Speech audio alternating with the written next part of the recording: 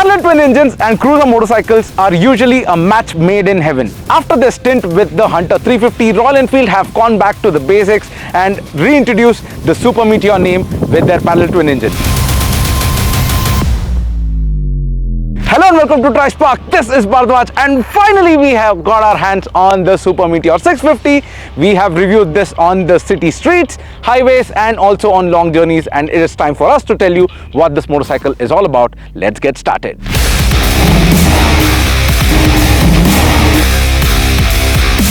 First things first, the price of the Super Meteor 650 is very attractive.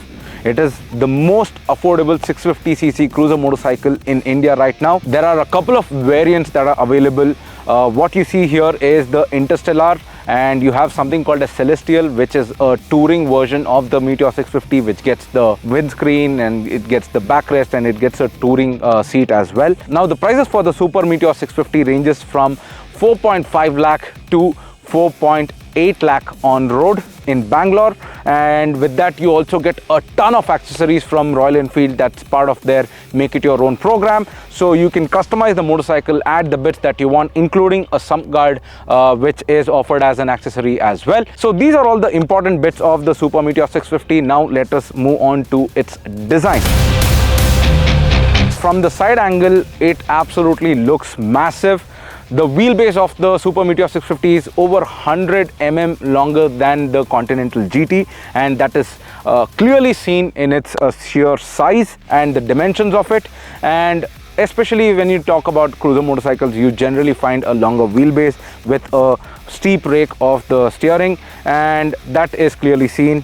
With that, the Super Meteor also gets the Royal Enfield's heritage design with the teardrop fuel tank and a low-slung seat and curved fenders. But overall, I would say the Super Meteor 650 with the dash of chrome with different colors that are available on the motorcycle, and especially these chrome mirrors, is authentic cruiser. And with that, what Royal Enfield has done is added a little bit of modern touch as well with the LED headlamp and the LED tail lamp, but the indicators themselves are still halogen units, and you get a twin pod instrument cluster, a round shape indeed, to create that authentic design. You also get pinstriping on this particular Interstellar model, which enhances the overall look of the motorcycle. And those twin exhausts that you see, which is finished in chrome, absolutely is a finisher for this motorcycle.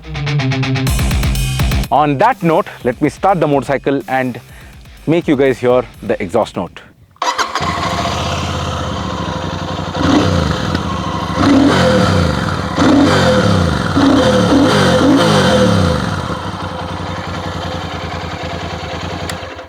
It definitely has that cruiser exhaust note that you usually find it, but I feel with the aftermarket upgrade, you can certainly bring out the sound even more, just like you have seen on the Continental GT or even the Interceptor 650. On that note, let us move on to the functional bits of the Super Meteor 650. With a full tank of fuel, you can run this motorcycle somewhere between 380 to 400 kilometers between trips to the fuel pump, and also you get tripper navigation as standard on the motorcycle. So if you are on the hunt for some B roads, you can use this feature and make your trip a lot more better and accessible. And as far as the instrument console is concerned, it gets a semi-digital unit. The speed readout is on the analog one, and there is gear position indicator and fuel indication that are there on the digital display. However, I feel there are some miss from Royal Enfield. First, you don't get a distance to empty on the fuel gauge, which was needed at this point of time, which would have made the overall journey a much more hassle-free one. And as far as the switchgear is concerned, this was first introduced on the Meteor 350. For riders who have ridden the motorcycle a lot, they would find it a little bit out of place because the dials are a little different. They are not like any other motorcycle. Even for the pass switch, it is actually a task to do it. So I feel the switchgear integration could have been better. We would really recommend Royal Enfield to change the switchgear to what it was earlier, where the pass switch was easily accessible. Now let's talk about the heart of the matter, that's the engine.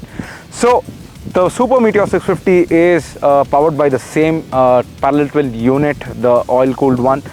which is seen on the Interceptor 650 and also on the Continental GT. It is a very smooth engine and it produces 47 PS of power at 7,300 RPM and 53 Newton meters of torque at 5,600 RPM, and it comes with a 6-speed gearbox. What I can say is this engine certainly does the job. It pulls this 243 odd kilos of motorcycle up to triple digit speeds in no time, and it has a very good acceleration. 0 to 100 is dealt under 8 seconds, and also the clutch is light, the gearbox slots in very good. And coming to the overall power delivery, what I feel is the acceleration is little lagging for this engine, but the mid-range and the top end is really good on this motorcycle. And there are some vibrations felt higher up the revs, but it is not a deal breaker as such. What is a deal breaker is the suspension setup. I feel the rear suspension is too harsh.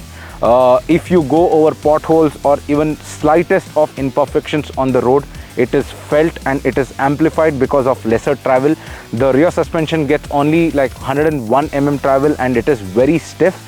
The front suspension, although it's a USD fork, it gets 130 mm travel, and the ground clearance of this motorcycle is around 135 mm. They had to give a stiff suspension at the rear to counteract for the lower ground clearance. So when you ride this motorcycle on smooth roads, you will definitely feel at home, but even the slightest imperfections or even taking this off-road, you will have to be really careful, otherwise it will give you a back-breaking ride.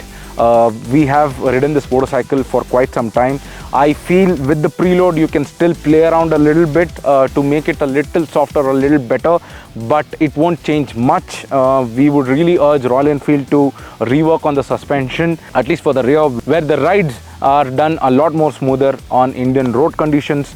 Having said that, the motorcycle is very well balanced. The stiffer setup will come into play when you're carving corners. The suspension really responds well when you want to take this motorcycle down the corner at speeds.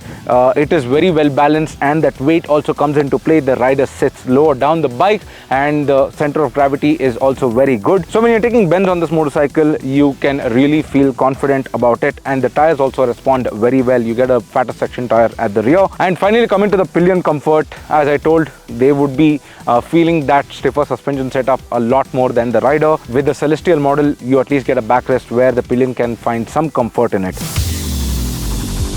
Now coming to the braking, you get 320 mm rotors at the front and a 300 mm rotor at the rear. The braking is on point. The bike is really heavy, and with that the brakes are working. You get dual channel ABS as standard as well. So in terms of braking, I feel the Super Meteor 650 responds well, and you can stop the motorcycle on dime. Now let us talk about how the motorcycle would behave on city roads and also on highways. The rider will sit very laid back on this motorcycle with their feet almost set to forward position, and that is how a cruiser motorcycle would have the rider ergonomics, and in that sense the saddle is also quite comfortable. However, with the rear suspension setup, the rider and the pillion would need frequent brakes. Coming to the city roads, we have ridden this motorcycle, and the motorcycle only reveals its 243 kilogram weight at low speeds, or while you're maneuvering the bike for a quick or sharp turn on slow speeds. That is where you'll have to be really careful about. But if you're doing moderate speeds, the motorcycle's weight is almost non-existent because it is well balanced, and the suspension setup also helps there.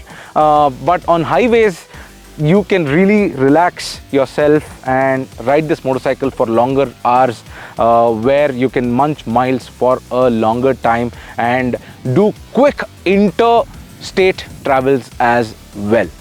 So that is how the Meteor 650 performs on real world conditions. Coming to the mileage, as I mentioned earlier, you can get somewhere between 25 to 28 kilometers per liter depending on where you ride it. That means city roads or highway. We got an average of somewhere around 24 kilometers per liter. Now that is pretty decent for a 650cc motorcycle. And also what I would like to highlight is for a 650cc parallel twin engine with oil cooling, the heat is pretty manageable. At summers you will definitely feel the heat on your legs, but on colder conditions the Meteor definitely manages it well. So that was our take on the Royal Enfield Meteor 650. I do feel if you're on the lookout for a cruiser motorcycle, the Meteor 650 is going to be a good choice.